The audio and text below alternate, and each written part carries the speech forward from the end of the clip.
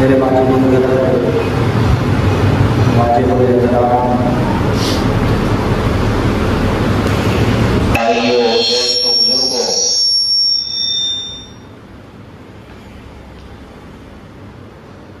پروردگار عالم کا بہت بڑا احسان ہوا کہ اس ذات عالی نے مجھے اور آپ حضرات کو اپنے گھر میں آنے کی توفیق عطا فرمائی۔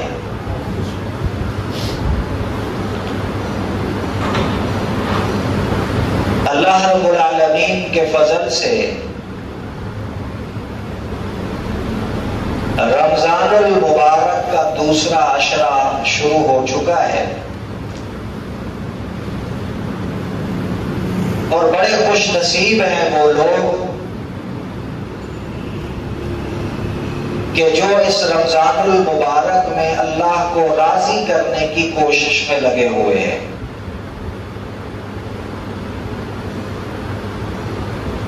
رمضان المبارک کی 10 تاریخ کو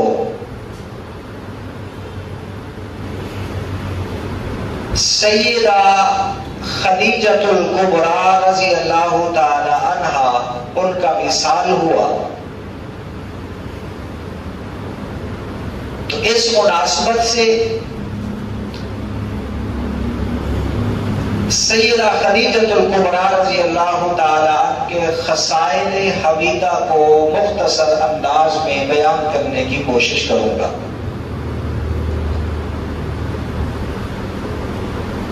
قرآن کریم کی میں نے ایک چھوٹی سی آیت تلاوت کی ہے، جس آیت مبارکہ کے اندر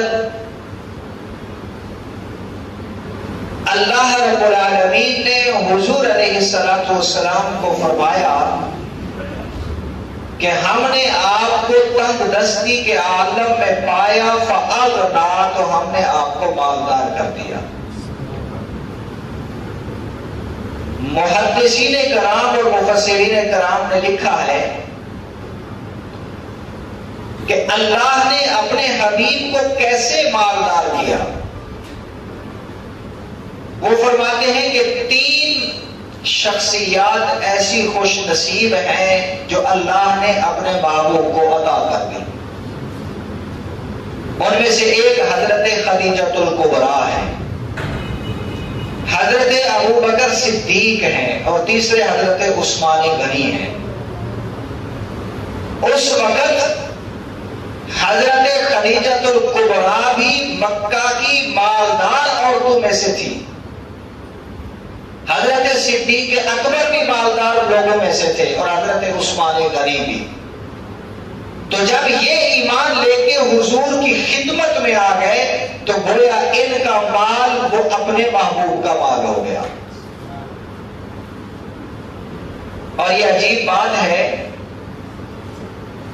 کہ سیدہ خدیجۃ الکبریٰ رضی اللہ تعالی عنہا، اللہ نے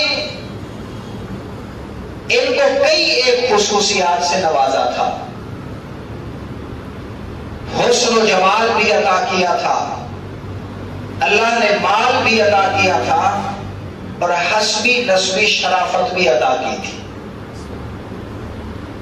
حضرت خدیجہ کے ایک روایت کے مطابق حضور سے پہلے 2 نکاح ہوئے، اور ایک روایت کے مطابق حضور سے پہلے 3 نکاح ہو چکے تھے۔ سیدہ خدیجہ رضی اللہ تعالی عنہا نے اب ارادہ کر لیا تھا کہ اب کوئی اور نکاح اور شادی نہیں کرنی، لیکن اللہ نے ان کے مقدر کو ایسا اجاگر کیا تھا کہ سرکار دو عالم صلی اللہ علیہ وسلم مدینہ کے اندر پیدا ہوئے، اور آقا صلی اللہ علیہ وسلم اپنی جوانی کو پہنچے۔ حضرت خدیجہ کا طرز عمل یہ تھا کہ وہ اپنا مال اور لوگوں کو دے کے شام کی طرف روانہ کرتی کہ جاؤ وہاں تجارت کر کے آؤ، جو نفع آئے گا وہ آدھا تمہارا اور آدھا میرا۔ اب کی بات کچھ ایسا ہوا کہ تیرے اور میرے نبی سرکار دو عالم صلی اللہ علیہ وسلم ایک آدمی کے اونٹوں کو کرائے پہ چرایا کرتے تھے. یہ بھی عجیب اتفاق کی بات ہے. آپ نے ایک حدیث مبارکہ سنی ہوگی کہ اس میں آتا ہے لولا کا لما خلقت الافلاک، اے محبوب اگر میں نے آپ کو نہ بھیجنا ہوتا تو میں یہ جہاں ہی نہ بناتا. اب ادھر اللہ فرما رہے ہیں کہ میں نے جہاں آپ کے لیے بنایا ہے، اور وہاں حالت یہ ہے کہ میرے محبوب اپنا پیٹ پالنے کے لیے کسی اور کے اونٹ چلا رہے ہیں. اس میں حکمت یہ لکھی گئی ہے کہ اللہ رب العالمین نے اپنے محبوب سے یہ کام اس وجہ سے کرائے ہیں، اونٹوں کا چرانا ہو، بکریوں کا چرانا ہو، تجارت کرنا ہو، مزدوری کرنا ہو، یہ سارے کام اس لیے کرائے چونکہ اللہ نے آپ کو اس امت کا سردار بنانا تھا اور ہر طبقے کے لوگوں کو میرے نبی کے ساتھ جوڑنا تھا، تاکہ اللہ کے نبی کو پتا چلے کہ اونٹ چرانے والے پہ کیا گزرتی ہے، مزدوری کرنے والے پہ کیا گزرتی ہے، بکریاں چرانے والے پہ کیا گزرتی ہے، غربت کا مزہ کیا ہوتا ہے، کئی دن بھوکا رہنے کے بعد جب روٹی ملتی ہے تو پھر اس کا مزہ کیا ہوتا ہے، اور بھوکے کی تکلیف کیا ہوتی ہے، تاکہ حضور کو ان طبقات کا احساس ہو. جس نے غربت کا مزہ چکھا ہو اسے غریب کا احساس ہوتا ہے. آج ہم روزہ رکھتے ہیں، روزے کی حکمتوں میں سے بھی ایک حکمت یہ ہے کہ اللہ رب العالمین کچھ لمحے انسان کو بھوکا رکھ کے یہ بتانا چاہتے ہیں کہ اپنے ارد گرد کے بھوکے لوگوں کا احساس کیا کرو، تاکہ تمہیں پتا ہو کہ بھوک کی تکلیف کیا ہوتی ہے. تو آقا صلی اللہ علیہ وسلم اونٹ چلایا کرتے تھے. حضور علیہ السلام کے ساتھ ایک اور بندہ بھی اونٹ چلاتا تھا. سیدنا رسول پاک صلی اللہ علیہ وسلم ایک اونٹ چلاتے تھے حضرت خدیجہ الکبریٰ کی بہن کا، لیکن معمول یہ تھا کہ رسول اللہ صلی اللہ علیہ وسلم اس کے پاس یہ کرایہ اور اجرت وصول کرنے کے لیے خود نہیں جاتے تھے، اپنے اس ساتھی کو بھیجتے تھے. ایک دن حضرت خدیجہ الکبریٰ کی بہن نے پوچھ لیا کہ تمہارے جو ساتھی، تمہارے یار حضرت محمد صلی اللہ علیہ وسلم وہ خود تشریف نہیں لاتے، اجرت وصول کرنے کے لیے تمہیں بھیج دیا کرتے ہیں، اس کی کیا وجہ ہے؟ تو وہ کہنے لگے اصل بات یہ ہے کہ میرا جو یار ہے محمد صلی اللہ علیہ وسلم وہ ایک دوشیزہ لڑکی سے بھی زیادہ شرمیلا ہے، اور اس کی آنکھیں اتنا باحیا ہے کہ وہ کبھی کسی عورت کی طرف اٹھا کے دیکھتا تک نہیں ہے، اس وجہ سے وہ مجھے تیرے پاس بھیجتا ہے، خود کبھی نہیں آتے.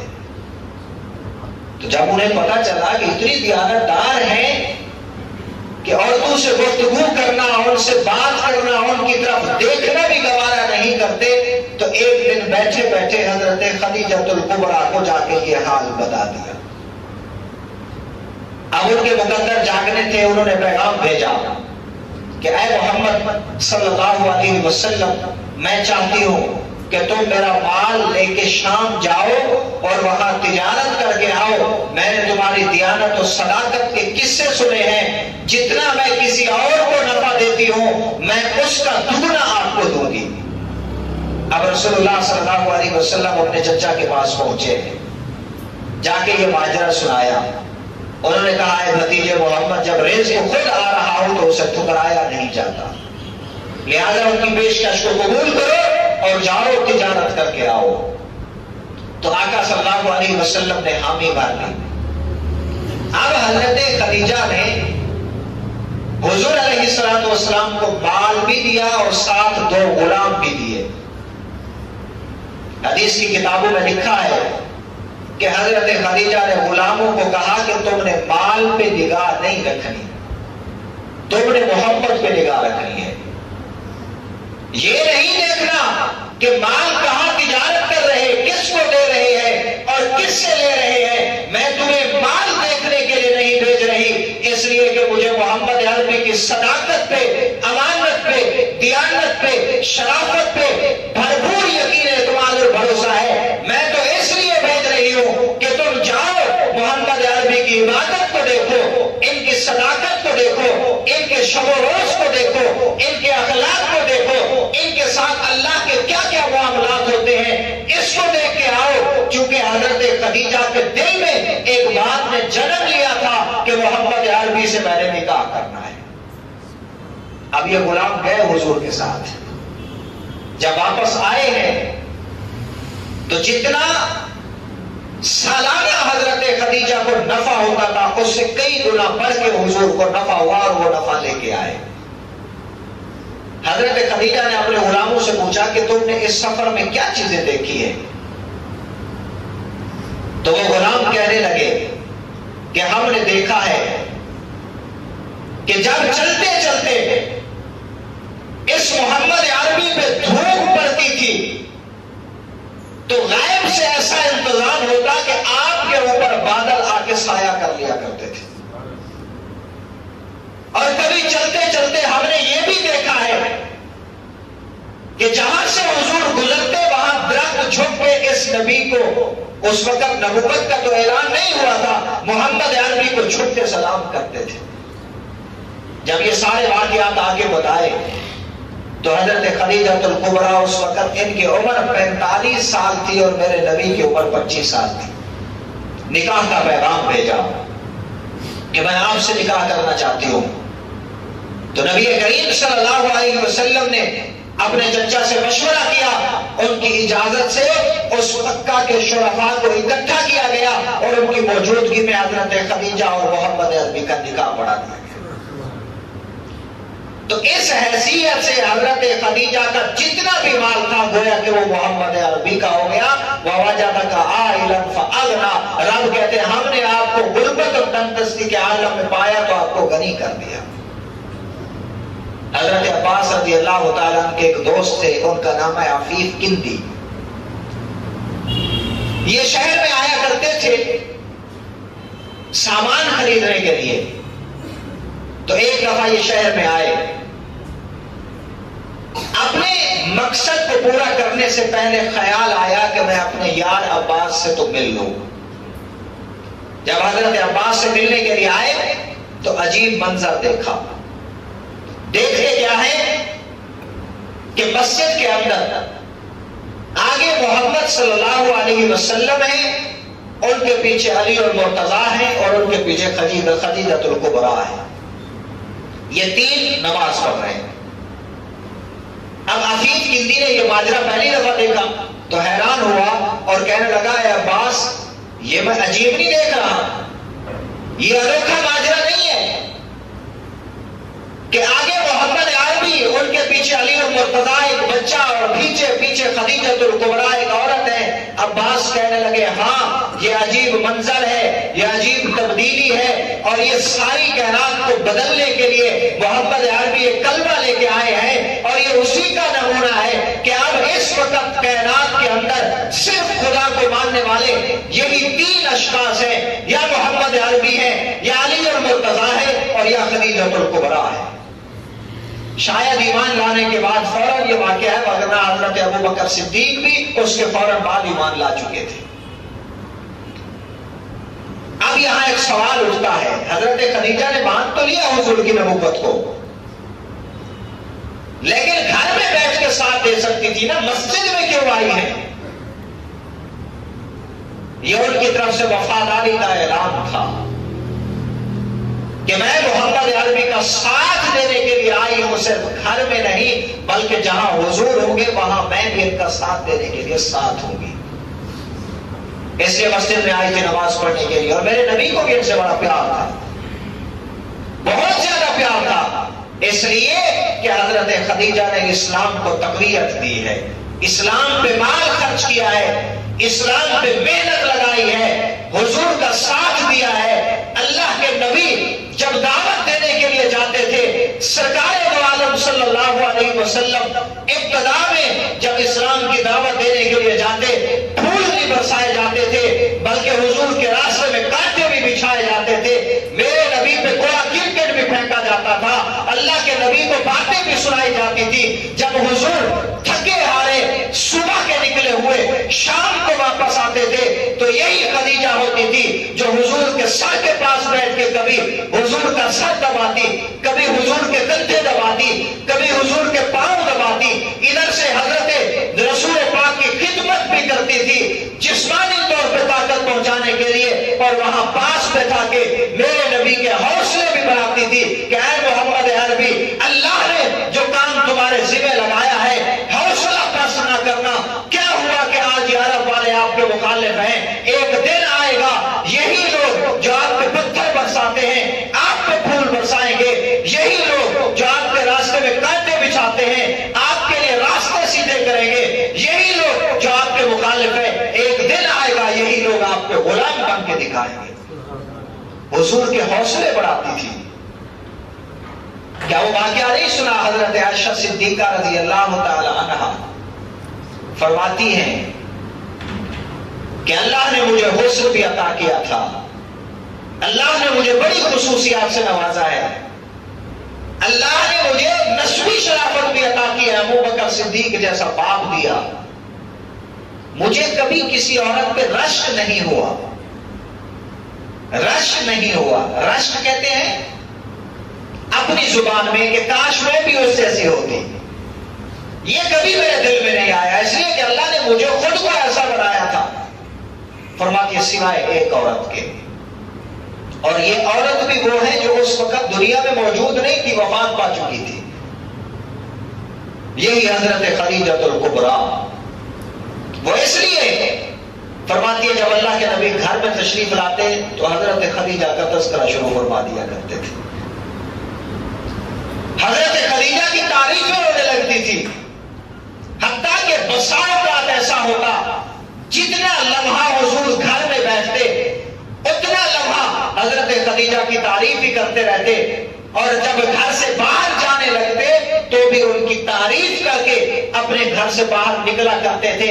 حضرت عائشہ کہتی ہیں کہ ایک دن میرے دل میں خیال آیا، اور یہ عورت ہے، عورت کی فطرت میں ہوتا ہے اس کائنات کے اندر سب سے زیادہ عورت پہ جو مشکل وقت گزرتا ہے وہ اپنی سوکن کی تعریف سننا ہوتا ہے، لیکن یہ تو پاکیزہ شخصیات ہیں۔ حضرت عائشہ صدیقہ، اللہ نے ان کے دل کو اتنی پاک و صاف اور رفیق بنایا تھا، تعریفیں بھی سنتی رہتی تھی، رشک بھی کرتی رہتی تھی کہ کاش میں بھی حضرت خدیجہ جیسی ہوتی، جیسے حضور ان کی تعریفیں کرتے ہیں میری بھی تعریفیں کرتی۔ وہ کہتی ہے ایک دن میں نے نبی پاک کو کہہ دیا، اے اللہ کے نبی یہ کیا بات ہوئی، آپ ہمارے ہاں تشریف لاتے ہیں، بیٹھے ہمارے پاس ہیں، لیکن تعریفیں ایک ایسی بوڑھی عورت کی ہو رہی جو اس کائنات سے رخصت ہو گئی ہے، بات کیا تھی ان کے اندر؟ حضرت عائشہ کہتی ہیں میری یہ کہنے کا انداز کچھ ایسا تھا، نبی کریم کے چہرے پہ غصے کے آثار ہو گئے، اللہ کے نبی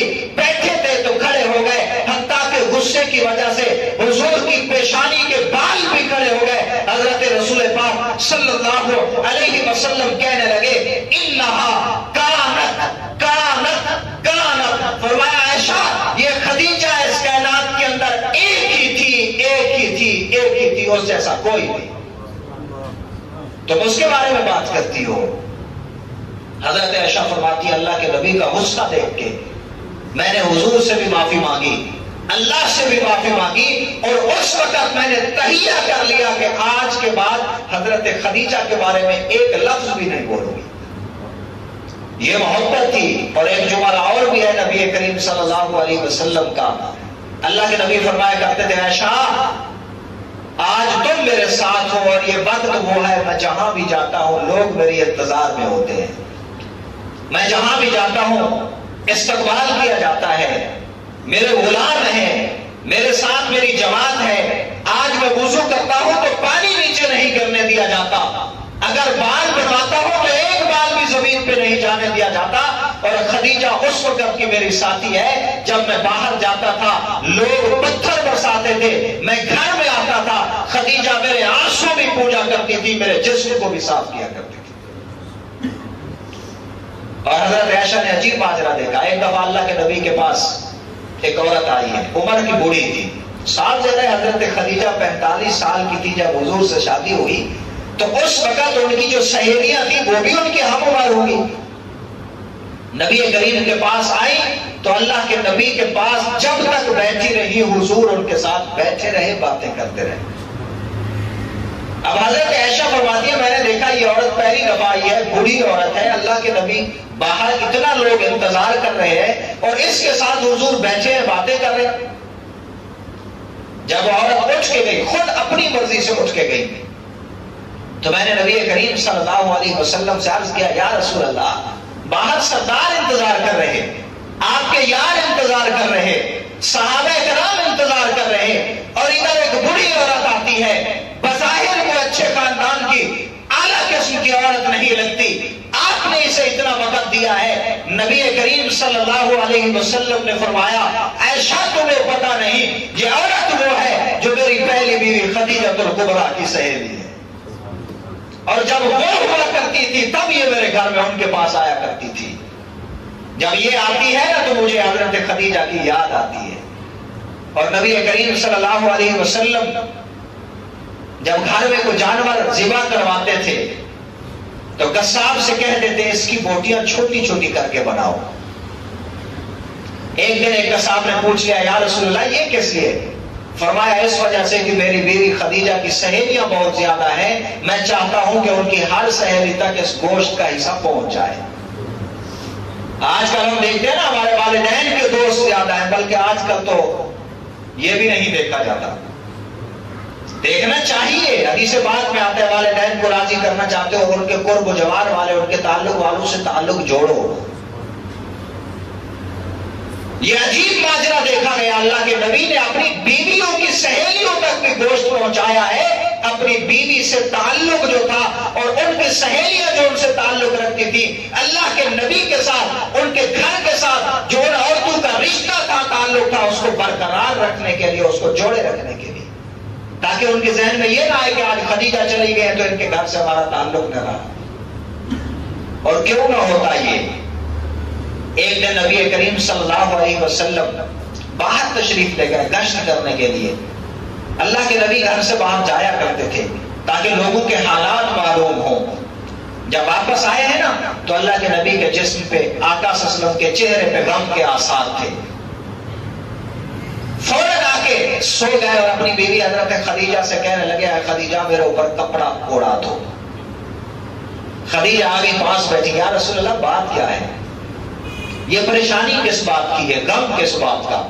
فرمایا خدیجہ آج میں ایک وادی کے اندر گیا ہوں، میں نے وہاں ایسے لوگ دیکھے ہیں جن بیچاروں کے پاس پہننے کے لیے پورے کپڑے بھی نہیں تھے اور کھانے کے لیے پوری خوراک بھی نہیں تھی. میں نے ان کو تنگدستی کے عالم میں دیکھا ہے، اس وجہ سے میرا دل مغموم ہے، پریشانی کے حالت میں ہوں، اس لیے کہ ان کا وہ دکھ، ان کی وہ بھوک، ان کی وہ پیاس دیکھ کے مجھے برداشت نہیں ہو رہا. حضرت خدیجہ اٹھی ہے، اٹھ کے وہاں پہ گئی ہے اور مکہ کے سرداروں کو بلایا ہے. ارے آج آپ دیکھتے ہوں گے تقریب رونمائی ہوتی ہے کہ اگر کوئی اعلیٰ کام کر بیٹھے لوگوں کو دعوت دی جاتی ہے دکھانے کے لیے، اس کو عام طور پہ تقریب رونمائی کہا جاتا ہے. آج میں ایک جملہ بولنا چاہتا ہوں کہ حضرت خدیجہ نے سرداروں کو اکٹھا کیا، اپنا مال جمع کیا، ایک طرف سے سرداروں کو بٹھایا اور پھر محمد عربی کو بلایا، حضور کو اس طرف بٹھایا ہے. اور حدیث کی کتابوں میں آیا ہے اتنا مال بیچ میں تھا کہ ادھر کے بیٹھے ہوئے سرداروں کو محمد عربی نظر نہیں آ رہے تھے اور محمد عربی کو وہ سردار نظر نہیں آ رہے تھے. مال کا ڈھیر لگا دیا اور اس تقریب کے اندر اعلان کیا، اور یہ تقریب باوفائی تھی. اعلان کیا کہ سرداران مکہ گواہ ہو جاؤ، یہ سارا مال میں نے محمد عربی کے حوالے کر دیا ہے، یہ جہاں چاہے مرضی سے خرچ کرے. آقا صلی اللہ علیہ وسلم اٹھے ہیں، وہ مال لے کے گئے اور جن کو بھوکا دیکھ کے آئے تھے جا کے ان کے کھانے کا انتظام کیا ہے. اس وجہ سے حضرت خدیجہ کے ساتھ بڑا پیار تھا. اور یہ وہ خدیجہ ہیں ادھر سے حضور کی ڈھارس بڑھا رہی تھی، اسلام کی مدد کر رہی تھی، علی المرتضیٰ کی پرورش کر رہی تھی. حضور کی اولادیں بھی حضرت خدیجہ الکبریٰ سے ہیں. فاطمہ تو زہرا کی اماں ہے، زینب ام کلثوم انہی سے پیدا ہوئے ہیں، اس لیے اللہ کے نبی ان سے پیار کیا کرتے تھے۔ اور جس سال حضرت خدیجہ اس دنیا سے رخصت کر کے گئی ہے، اللہ کے نبی بڑے پریشان ہوا کرتے تھے۔ حضور کی خالہ ہیں جن کا نام خولہ ہے، وہ آئی ہے اللہ کے نبی کے پاس، یا رسول اللہ عجیب بات ہے، بیویاں تو فوت ہوا کرتی ہیں، بڑے بڑے لوگوں کی بیویاں چلی گئی ہیں، تم حضرت خدیجہ کے غم میں اتنا نڈھال رہتے ہو، یہ کیا بات ہوئی؟ ہر وقت مغموم رہتے ہو، اور شادی کر لیں گے، اس سے جوان مل جائے گی۔ حضرت رسول پاک نے کہا خولہ بات آپ کی ٹھیک ہے، لیکن یاد رکھو خدیجہ میرے گھر کی رونق تھی، میرے بچوں کی ماں تھی، جب سے وہ گئی ہے گھر کی رونق ہی چلی گئی ہے۔ اس لیے اللہ کے نبی نے اس سال کا نام رکھا عام الحزن۔ جانے پہ ایک دن غم منایا جاتا ہے، 2 دن 10 دن، لیکن اللہ کے نبی نے اس پورے سال کا نام رکھا غم والا سال۔ تو اللہ رب العالمین سے دعا ہے کہ اللہ مجھے بھی آپ کو بھی حضور سے، حضور کی ازواج مطہرات سے، آپ کے صحابہ و اہل بیت سے کامل محبت اور ان کی کامل اتباع نصیب فرمائے۔ حضرات سنتیں پڑھ لیں۔